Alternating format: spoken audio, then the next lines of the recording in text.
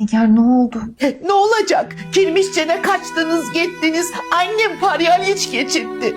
Telefonlarınızı da açmıyorsunuz. 3 gündür biz Hestekana'dayız. Nigar sırası mı şimdi? Ay hakim. Deyirəm bir 100 gram zoğal arağından içsə var ha. Ay Toma o dəqiqə ayağa qalxacaq. Adil Bey, durum çok hassas. Lütfen herkes beni dinlesin. Nezaket Hanım felç geçirdi. Bir müddet sol tarafını oynatamayacak. Onun stresten uzak durması lazım ve iyi bakılması gerekiyor. Artık kalbi dayanmıyor hekim hanım. Yazık mamam, canım mamam. Herkes için 10 parmakını da şam ediyordu. Kime ne kayrıyor ki bu yazık kadın? Ekmeğinin tuzu yoktu valla.